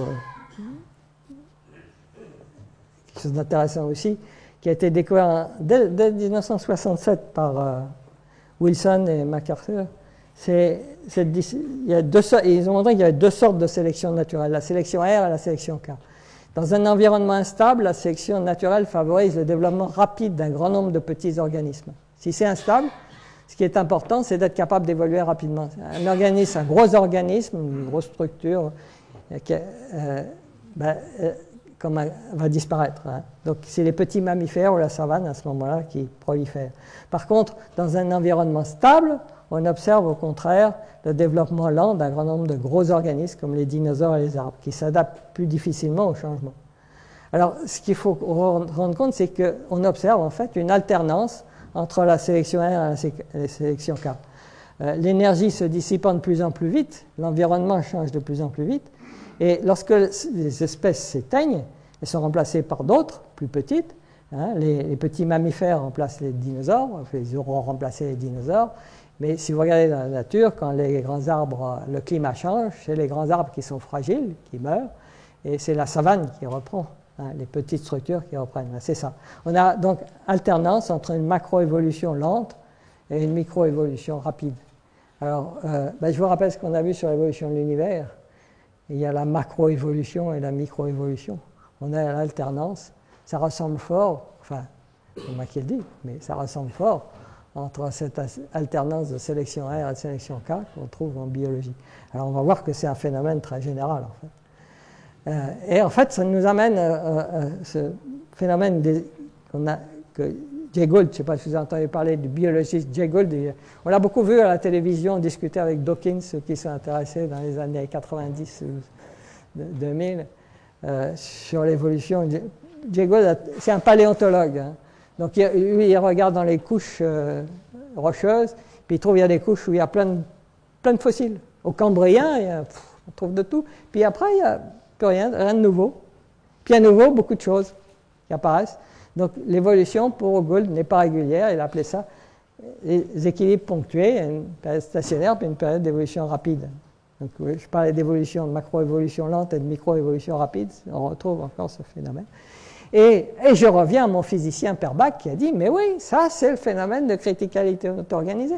Il a pris son ordinateur, il a simulé les équilibres ponctués de Jay Gould, et puis il a trouvé la même chose, il a sorti ce petit diagramme où il montre l'activité cumulée ici. Il y a des paliers où ça évolue lentement, puis des endroits où ça évolue très vite, etc. Il a dit c'est le phénomène de criticalité auto-organisée. Et si on regarde la statistique des extinctions d'espèces, vous voyez des grands pics. Ça, c'est le pic d'extinction à la frontière Cathay, c'est-à-dire entre le Crétacé et le Tertiaire. C'est là que les dinosaures sont disparus, mais il y en a encore une bien plus grosse à la fin du Permien, et puis au début du Cambrien, des extinctions terribles. Et si vous faites un histogramme du nombre d'extinctions en fonction de leur amplitude, eh bien, ça ressemble tout à fait à une loi en 1 sur F, inversement proportionnel à la fréquence. Voilà, donc voilà pour la biologie, vous voyez que c'est tout un problème de dissipation d'énergie. Alors, j'en arrive maintenant à l'évolution de l'humanité. Bon, j'ai plus beaucoup de temps, mais enfin, vous m'accordez quelques minutes. Alors, je commence par parler des gènes et des mèmes, parce que je pense que les mèmes... C'est encore ce même Dawkins qui a dit, dans son livre, le premier livre sur les gènes égoïstes, il dit, bon, ce qui est fondamental, c'est la réplication de l'information dans les gènes. Mais il y a d'autres formes d'information qui se répliquent. Par exemple, ce que je suis en train de vous raconter, vous allez le raconter à d'autres, puis qui vont peut-être le raconter à d'autres. Ça va se multiplier, c'est comme les gènes. Alors, est-ce que ça va dissiper l'énergie, ça? Mais il dit, oui, on peut faire une analogie. Alors, comment on va appeler ça? Alors, il a cherché un mot qui ressemble à gène, et il a trouvé le mot même, parce que ça ressemble à mémoire, finalement, puis à mimétisme, imitation, voilà pourquoi. Et il a dit, les généticiens parlent de code génétique. Alors, il doit y avoir un code mémétique. Ben oui, un code mémétique, c'est le langage. Quand vous donnez l'information, c'est codé. Le code mémétique, c'est le langage. Les généticiens parlent de ressources génétiques. Dans une population, ce qui est important, c'est les ressources génétiques. Mais il doit y avoir des ressources mémétiques qui sont transmises, de même que les ressources génétiques sont transmises. Ben oui, c'est l'héritage culturel. On transmet à nos enfants non seulement des gènes, mais on les éduque. On leur transmet un héritage culturel. Alors, il doit y avoir une évolution mémétique, comme il y a une évolution génétique, il y a certainement une évolution mémétique, c'est l'évolution culturelle. Puis, c'était remarquable d'avoir trouvé ça, etc. En fait, il a été un peu influencé par ce monsieur qui s'appelle Luigi Luca Cavalli-Sforza, qui lui a dit, oui, alors, qui c'était ce monsieur bien connu? C'était un linguiste. Il s'intéressait aux migrations des peuples en étudiant les langues. Donc, il étudiait le code mémétique, lui. Il s'est aperçu qu'on pouvait suivre l'humanité grâce au langage, l'évolution du langage. Puis il est allé enseigner à Stanford, tout ça. Puis à Stanford, il y avait les autres dans le labo à côté qui faisaient de la génétique. Il s'est dit, mais c'est vraiment intéressant, peut-être ce que je fais avec le langage, on peut le faire avec les gènes. Et il s'est passionné pour ça, il est devenu généticien. Donc vous imaginez un linguiste qui devient généticien et fonde une science nouvelle, la géographie génétique, ce qui lui permet d'étudier toutes les migrations, notamment en Europe. Et qu'est-ce qu'il dit? Il dit que l'évolution de l'homme, en fait, elle est essentiellement culturelle. Et pourquoi on est passé d'une évolution génétique à une évolution culturelle? Parce que les gènes, ça met un temps fou pour évoluer. Alors que le cerveau, ça évolue bien plus vite. Donc vous avez un avantage énorme imaginez une situation où l'évolution va de plus en plus vite. Si les gènes n'arrivent plus à évoluer, ils rament et c'est la catastrophe, les espèces s'éteignent. Il faut trouver autre chose qui permet une mémoire qui peut s'adapter beaucoup plus vite. Cette mémoire, la nature l'a trouvée dans les cerveaux qui se sont développés depuis depuis le quaternaire en particulier, les oiseaux, les mammifères. Donc, alors, on arrive à l'homme, et je crois que pour comprendre l'homme, c'est ce que dit Cavalli-Sforza, et il y en a d'autres qui commencent à le dire maintenant de plus en plus, pour comprendre l'homme, il faut comprendre qu'il faut remplacer les gènes par les mêmes, c'est-à-dire la culture, l'évolution de l'homme est culturelle. Et on peut recopier tout ce qu'on a sur toute la biologie à condition de remplacer les gènes par la culture. C'est ça qui est fondamental. Donc, alors, qu'est-ce qui se passe? Alors, quand on fait une théorie comme ça, il faut la justifier. Et on la justifie si elle explique des choses. Ça explique énormément de choses. Par exemple, une particularité de l'Homo sapiens, c'est que si vous prenez toutes les autres genres, familles ou genres d'animaux, de plantes, il y a beaucoup d'espèces. Pour un même genre, vous avez beaucoup d'espèces. Le genre, Homo, c'est un genre, ça s'appelle le genre Homo. Il y a eu beaucoup d'espèces, il y a l'Homo habilis, l'Homo erectus, on fait des paléontologies, on trouve plein d'espèces Homo différentes. Puis à un moment donné, il n'y a plus qu'une. La dernière, c'était l'Homo neanderthalis. Puis lui aussi, il a disparu. Il n'y a plus qu'un qui suit. Pourquoi lui, il a fait disparaître tous les autres? Parce qu'il y a eu ce passage au culturel qui a rendu l'Homo sapiens tellement adaptable que tous les autres, ils n'ont pas pu suivre. L'homme de Néandertal, bon, il avait quand même un cerveau, il avait même un cerveau plus gros que l'Homo sapiens. Il avait beaucoup de mémoire. Il avait une mémoire d'éléphant. Mais ça empêche de s'adapter. De temps en temps, il faut oublier pour s'adapter, parce que si on reste toujours comme on était... Si je vivais encore avec ce que j'ai appris quand j'étais jeune, je ne saurais pas me servir ni d'un portable. Donc j'ai oublié ce que j'ai appris quand j'étais jeune. Maintenant, j'ai appris d'autres choses pour remplacer. Voilà, j'évolue. On fait tout ça. Ça évolue beaucoup plus vite. Et puis, il y a quelque chose aussi qui est fondamental pour prouver que l'évolution devient culturelle. À un moment donné, on descend tous des primates. Les primates, ils mangeaient des fruits dans les arbres. Bien sûr, les arbres, changement de climat, les arbres ont disparu, la savane, qu'est-ce qu'on va manger? Ben, les pauvres sont tous morts, il y en a quelques-uns qui ont survécu, mais ils ont dû manger autre chose. Ils ont mangé des racines, parce qu'avec leurs mains, ils pouvaient les attraper. Mais leur corps n'était pas du tout fait pour digérer les racines, donc il a fallu lentement que les jeunes évoluent pour s'adapter aux racines. Ça a pris des dizaines de milliers d'années d'adaptation. Ils sont devenus des australopithèques. Puis ces australopithèques, à un moment donné, ils n'avaient plus de racines à manger. Qu'est-ce qu'ils ont mangé? Ben, ils ont mangé des cadavres, puis après, ils ont appris à manger la viande, la tuer, puis ils sont devenus l'espèce homo. Ça a pris encore des dizaines de milliers d'années. Et puis au néolithique, catastrophe. Changement de climat, les grands mammifères disparaissent, plus rien, il n'y a plus de ce que l'homme, ces légumes et qu'il était habitué, ces plantes auxquelles il était habitué, ils n'y étaient plus. Il y avait des bovidés qui mangeaient des céréales. Il n'y a plus que ça à manger, mais l'homme n'est pas fait pour digérer les céréales, pas du tout. En 1000 ans, ils se sont adaptés, ils ont mangé et cultivé les céréales. Comment ils ont fait? Parce qu'ils ont fait cuire. Les animaux, ils ne savaient pas faire cuire les choses. L'idée de faire cuire et de faire fermenter. La fermentation, c'est grâce à la fermentation que les vaches arrivent à digérer le foin. Ben, l'homme, au lieu de le faire dans son estomac et que ça arrive génétiquement, il l'a fait en dehors, culturellement, en développant la technique. Donc on est passé d'une évolution génétique à une évolution culturelle. Alors, on peut comparer, c'est intéressant de comparer les gènes et la culture. Alors, il y a deux sortes de transmission. La transmission verticale des parents aux enfants, ça, les gènes se transmettent verticalement. Mais la culture, je vous transmets de la culture comme ça, ou quand vous me parlez, vous me transmettez votre culture. Il y a des échanges, ce qu'on appelle les échanges horizontaux.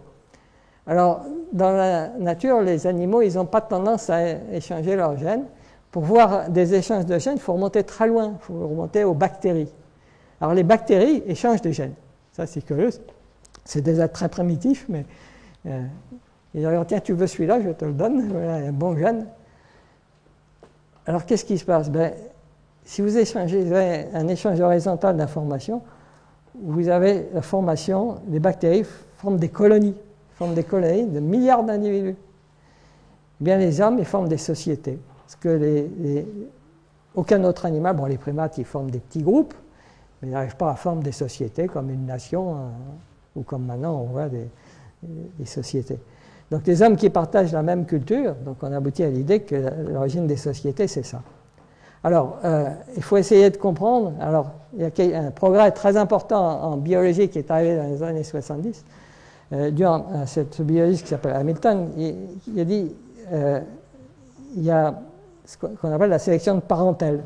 Et ce qu'il a montré, c'est que le degré d'altruisme entre les animaux, parce que ce qui est un gros problème dans la théorie du gène égoïste, c'est qu'on ne peut pas comprendre l'altruisme. Si un gène est égoïste, on ne peut pas avoir de comportement altruiste. Bien, il dit qu'un comportement altruiste est possible à condition qu'il y ait des gènes communs, c'est-à-dire une information commune. Donc le degré d'altruisme entre les animaux est déterminé par la proportion des gènes communs. Alors ce qui est extraordinaire, c'est que ça a été vérifié expérimentalement, quantitativement, depuis les amibes jusqu'aux mammifères.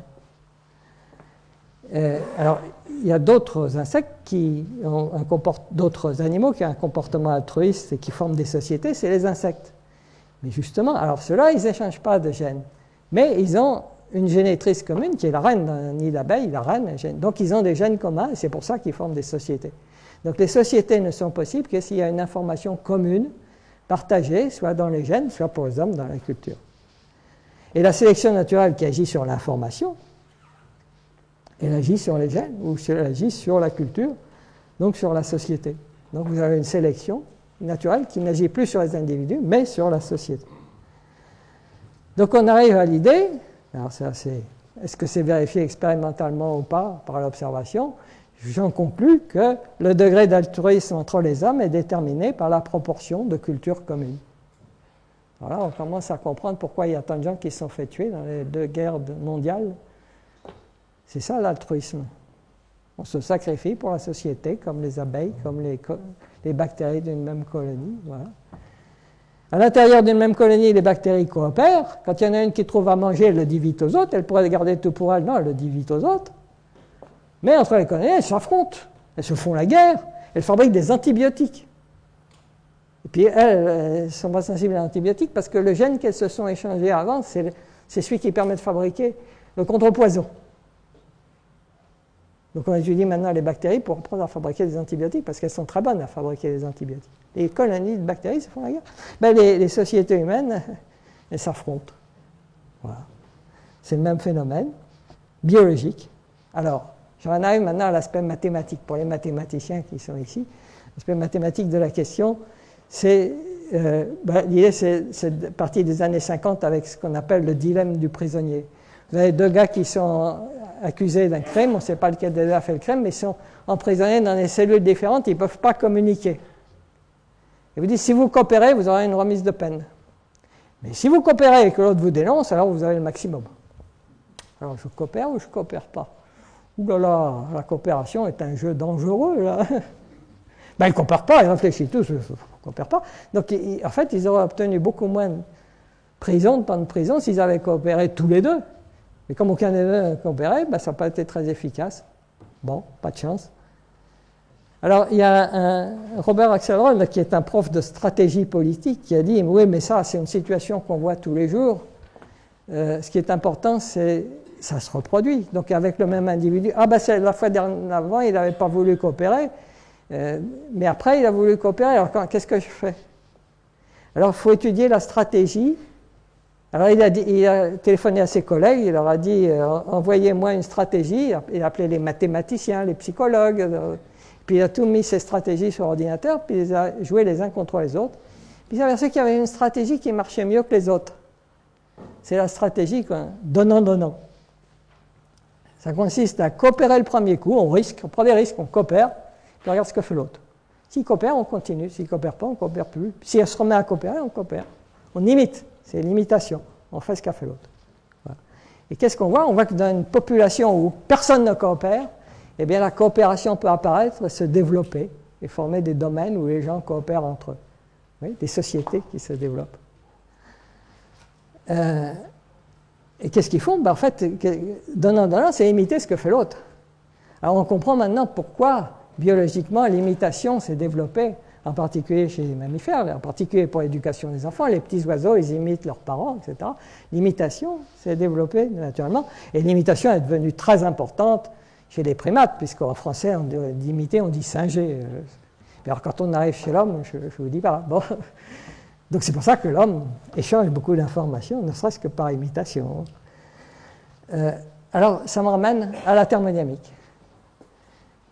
Une transition de phase dont je ne vous ai pas parlé, c'est la transition du ferromagnétisme au paramagnétisme. Alors, je suis désolé, je suis un peu long là. Oula, vous m'accordez encore quelques minutes.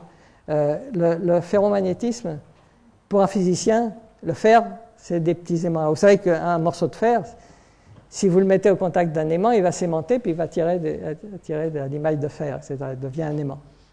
Mais si vous chauffez le fer au-delà d'une température assez forte, qui est de 770 degrés, on appelle ça le point de Curie, c'est un point critique, il se désaimente. Alors pour un physicien, ces petits atomes de fer, c'est des petits aimants, enfin il appelle ça des spins. Si vous êtes au-dessus de la température de Curie, l'agitation thermique est telle que les spins n'arrêtent pas de se retourner. Mais si vous descendez tout doucement la température, vous avez un spin vers l'eau, un spin à côté, il va se mettre parallèle. Puis le spin suivant, vous voyez, spin là, spin parallèle à côté, puis spin parallèle, puis tous ils vont se mettre parallèle. Mais là-bas, il y a un spin qui s'est mis comme ça, et les autres à côté limitent. Donc vous avez deux domaines qui se forment, un où les spins sont en haut, puis l'autre où les spins sont en bas, puis à un moment donné, ces deux domaines se rencontrent. Alors vous avez l'imitation entre deux spins voisins, la coopération à l'intérieur d'un certain domaine où tous les spins coopèrent pour faire un champ magnétique vers le haut, et puis compétition entre domaines, là vous mettez le champ magnétique comme ça, l'autre. Donc vous avez compétition, coopération, imitation, vous avez tout. Et vous avez cette transition. Alors cette transition est très intéressante parce qu'au-dessus du point de Curie, donc c'est le désordre, il n'y a pas de spin vers le haut que vers le bas. Et puis vous arrivez ici à la température de Curie, vous avez ces domaines vert et bleu qui se forment, qui sont invariants par changement d'échelle. C'est l'opalescence critique qui apparaît là. Et puis après, il y a un des deux qui va finir par l'emporter. Et vous avez des domaines de plus en plus gros où vous arrivez à la condensation finale. Voilà. Alors, j'arrive maintenant au fonctionnement du cerveau humain. Comment fonctionne le cerveau humain? Vous avez là un cerveau de singe. le cerveau de singe, le singe, il a devant lui une lampe rouge et une lampe verte. Si la lampe rouge est allumée, il faut qu'il appuie sur la pédale gauche. Si la lampe verte est allumée, il doit appuyer sur la pédale droite. Puis s'il fait bien les choses, il reçoit une banane. Sinon, je ne sais pas ce qu'il reçoit, mais enfin, il reçoit au moins, il reçoit rien. Bon, ben, il a vite compris sur quelle pédale il faut appuyer pour avoir la banane. Hein. Alors, qu'est-ce qui s'est passé? Ben, vous remarquez que c'est... Bon, vous avez tous entendu parler des réseaux neuronaux. En fait, chacun, c'est une petite mémoire qui peut avoir deux états. Soit elle est au-dessus du seuil, elle transmet l'information. Soit elle est au-dessous du seuil, elle ne transmet pas l'information. Donc, c'est comme les spins, il y a deux états. Et puis, ben, vous avez des zones où le signal a été transmis, puis des zones où ça ne se transmet pas. Donc, vous avez des domaines d'easing qui correspondent à la transmission du signal, et des domaines d'easing, le signal n'est pas transmis. Donc, vous voyez le domaine d'easing. Et puis, mais ce qui est intéressant, c'est de voir si on peut connecter un neurone à l'entrée avec un neurone à la sortie. Alors, quand vous avez des domaines d'easing, ce problème-là, c'est le problème de ce qu'on appelle, les mathématiciens appellent le problème de la percolation. C'est comme si vous avez du gruyère avec des trous, ou une tartine de pain où il y a des trous, si je mets de la confiture dessus, est-ce qu'elle va passer au travers? Ça s'appelle la percolation. Alors, j'ai dit que la mécanique statistique, j'ai oublié de dire que la mécanique statistique était toujours très en pointe, puisque au mois d'août, on a eu 4 médailles Fields, dont 2 ont été décernées pour des travaux en mécanique statistique, et en particulier un a été décerné au mathématicien d'origine russe, Smirnov, qui est prof à l'Université de Genève, et il a été décerné pour ses travaux sur les domaines d'easing et la percolation. Donc vous voyez que les mathématiques modernes sur la percolation ont directement à voir avec la manière dont fonctionne le cerveau humain.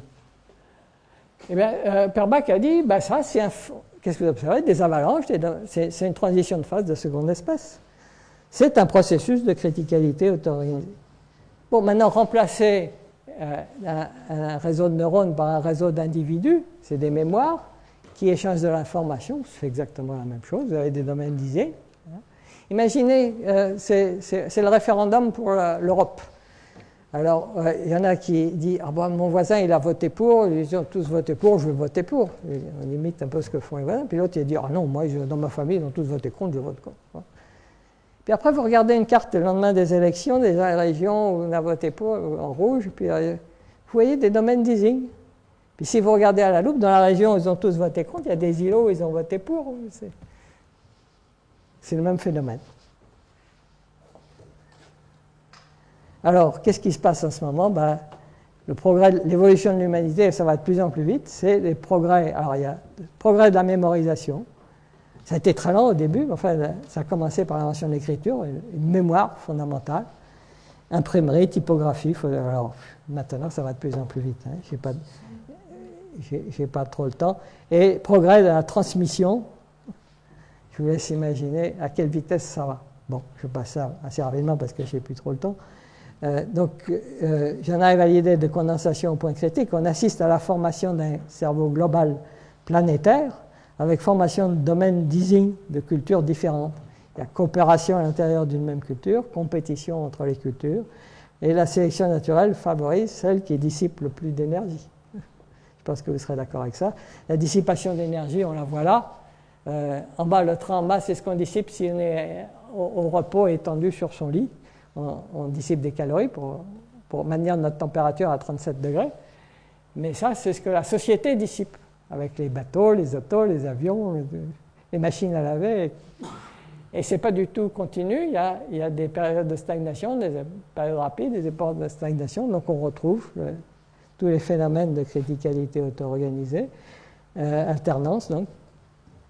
Bon, on peut reprendre tout ce que j'ai dit. Hein, pardon. Alors,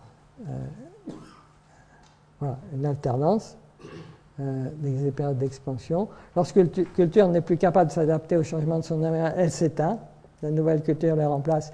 Je sais pas, vous avez peut-être tous lu le livre de Jared Diamond sur c'est pas l'extinction des espèces, c'est l'effondrement des civilisations, en particulier l'île de Pâques. Eh bien, c'est des phénomènes culturels. Alors, ce n'est pas évident parce que ça a des conséquences économiques terribles. Pour l'île de Pâques, ils n'ont pas vu arriver. S'ils coupaient le dernier arbre, ils fichaient en l'air leur civilisation. L'Empire romain s'est effondré, ils n'ont pas vu non plus ce qui est arrivé. Bon. L'Union soviétique, c'est tout récent. Vous voyez que c'est culturel puisqu'ils sont passés du communisme au libéralisme. Donc l'effet de la Reine Rouge s'applique parfaitement aux cultures.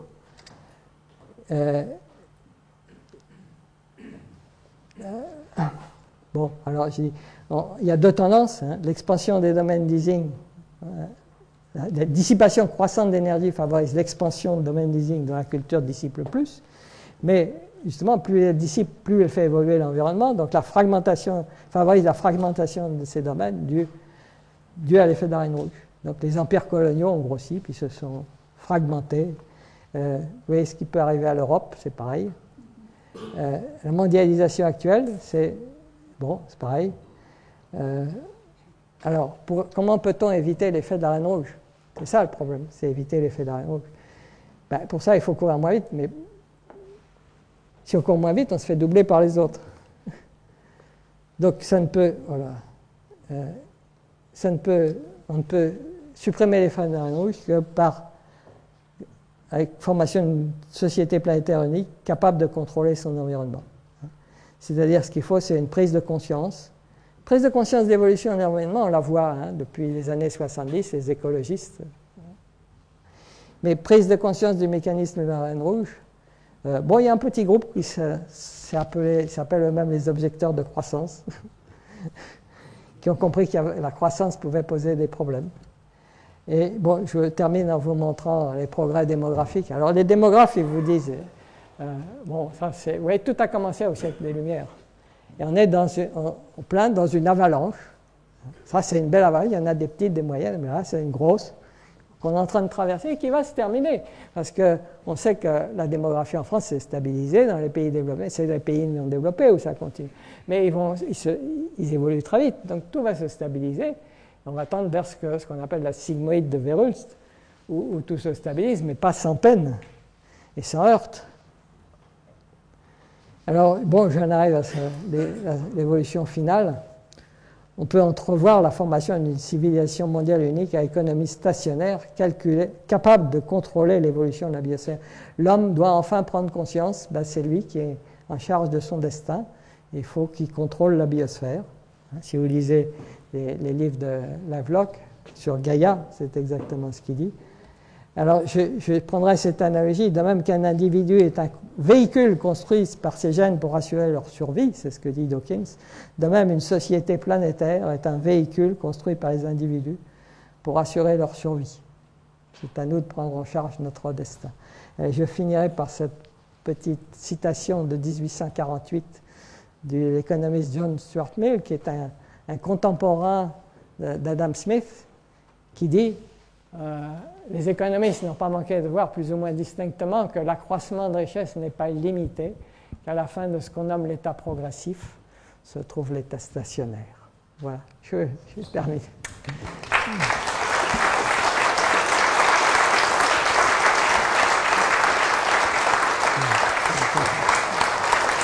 C'est beaucoup trop long. C'était un peu long, je suis désolé. Oui, merci. C'est vrai qu'on a un peu dépassé, mais il y a quand même le temps pour des questions, j'espère. Ouais, est-ce que vous avez des réactions dans la salle? Tout d'abord, permettez-moi de vous féliciter. J'ai trouvé votre exposé absolument passionnant. En plus, ça m'a ouvert des... En revanche, j'ai un petit problème conceptuel. Quand vous parlez de la dissipation croissante de l'énergie, qui est un concept avec lequel je ne suis pas très familiarisé, l'univers s'organise pour maximiser cette dispersion d'énergie. Or, on observe apparemment... Localement. Comment? Oui. Oui, donc on observe actuellement que l'univers s'extend de façon exponentielle, donc de plus en plus rapidement. Il semblerait qu'une force fasse obstacle à la force de gravitation. Pour les uns, pour d'autres, il s'agirait, notamment les adeptes plutôt de la théorie monde, qui auraient tendance à dire qu'en réalité, c'est pas ça du tout. On a simplement fait des erreurs conceptuelles au niveau des constantes cosmologiques. Bon. Apparemment, et c'est ma question, comment est-ce qu'on peut concilier la dissipation croissante de l'énergie et l'organisation qui semble en être faite avec le fait qu'il faille de plus en plus d'énergie pour que l'univers s'expande? Ah non, ce n'est pas une énergie. Je veux dire, c'est une homothétie. D'ailleurs, on peut montrer que l'entropie n'est pas changée, enfin l'entropie, ou l'information n'est pas changée. Si vous prenez une information, vous le grossissez, c'est toujours la même information. Il n'y a pas de changement d'entropie. L'expansion de l'univers n'est associée à aucun changement d'entropie, aucune dissipation d'énergie. L'énergie se dissipe quand ça sort de l'univers, ça franchit l'horizon cosmique. Je ne sais pas si j'ai répondu, mais il faut bien comprendre ça. Et ça, les cosmologistes ont bien vu que l'expansion de l'univers ne change pas l'entropie. J'avais un commentaire. On a peut-être cette idée curieuse que l'expansion de l'univers est adiabatique. Non, pas du tout. Hein. J'avais un commentaire, c'est que maximiser l'évacuation de l'énergie, ça se fait au détriment de la durée de vie de l'individu quand même. Par exemple, on dissipe 10 000 fois moins que le Soleil, mais on vit aussi beaucoup moins longtemps. Ah oui, non, mais ce n'est pas l'individu qui compte, c'est l'ensemble. Je veux dire, au niveau de chaque système. Pourquoi on meurt? Pourquoi on meurt? Pour que l'évolution puisse se poursuivre. Sinon, on a une espèce de mémoire qu'il faut qu'il s'efface. Sinon, l'évolution ne marche pas.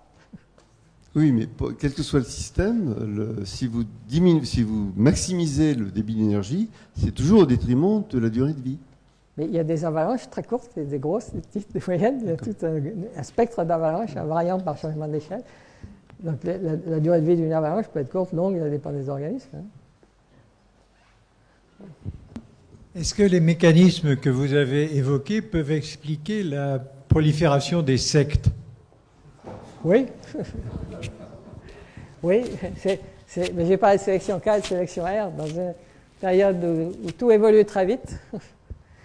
La culture se pulvérise en sectes, les religions se pulvérisent. D'ailleurs, c'est ce qui s'est passé à la fin du Moyen-Âge, avec l'arrivée du protestantisme qui commençait à se subdiviser en Calvin, Luther, la religion anglicane, etc. C'est le même phénomène. C'est le passage de la sélection K à la sélection R. La religion de l'époque des croisades et des cathédrales, c'est la sélection K, et pouf, quand à un moment donné, l'évolution, tout se casse, ça va trop vite. C'est le même phénomène culturel. Enfin, c'est comme ça que je le vois. Oui, bonsoir. Merci d'abord pour votre exposé qui était vraiment passionnant. Mais moi, ce qui me pose problème, c'est la fin, c'est-à-dire la conclusion, où vous parlez de cette hypothèse Gaïa avec un état stationnaire. Et ça me dérange un petit peu parce qu'en fait, c'est réellement l'idée des adeptes du New Age. Alors, comment est-ce que vous percevez ça? Il faut voir quel état stationnaire. Enfin, je ne suis pas familier avec ces... Justement, ces adeptes du New Age disent qu'il faut qu'il y ait un gouvernement mondial, etc., avec ce que ça comporte de danger, le totalitarisme. Mais il est très difficile à obtenir, ce gouvernement mondial, voilà. Parce que n'importe qui, à un moment donné, peut dire « moi, je suis mieux tout seul ». Et c'est ça le problème de la coopération. Voilà. Donc, on arrive à un moment où un individu tout seul aura du mal à survivre aussi bien que dans une société, mais un groupe d'individus peut décider qu'il y en a marre. Alors, ça ne peut s'organiser que si tout le monde est mieux dans la société qu'en dehors de la société. Donc, c'est un état très difficile à obtenir. Mais les états stationnaires sont les avalanches sont les états exceptionnels. Vous avez vu dans les courbes de Perbach, il y a des périodes stationnaires où dans l'évolution des espèces, il y a un temps où les équilibres ponctués. L'état normal, c'est l'état stationnaire, puis d'un seul coup, des avalanches, etc. Donc, on est dans une avalanche, on n'est pas dans un état normal.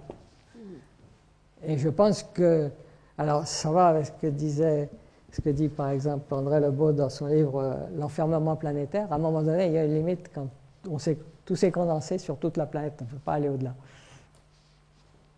Donc ça, on va inévitablement vers une fin comme ça, je pense. Enfin, peut-être André Lebeau pourra nous dire ce qu'il en pense. Peut-on prendre une autre question? J'ai du mal à imaginer à propos de l'univers.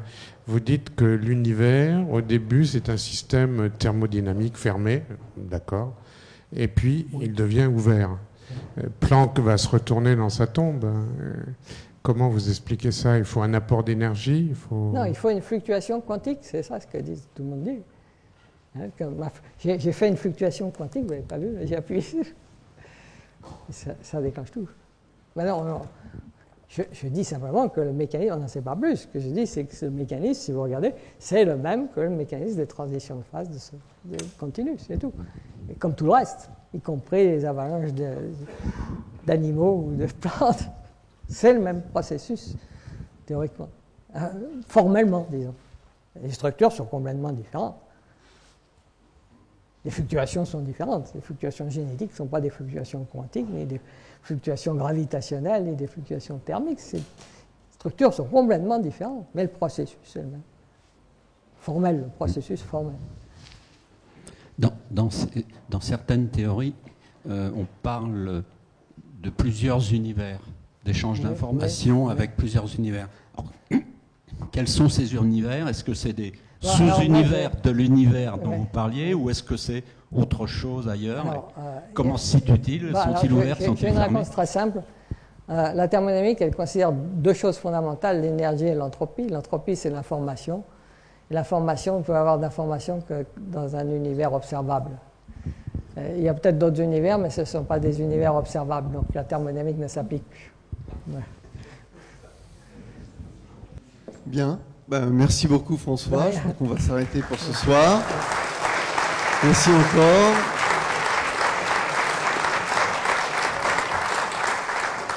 Rendez-vous le mois prochain pour les dernières nouvelles du satellite Herschel par Laurent Vigroux, directeur de l'Institut d'astrophysique de Paris. Voilà. À bientôt.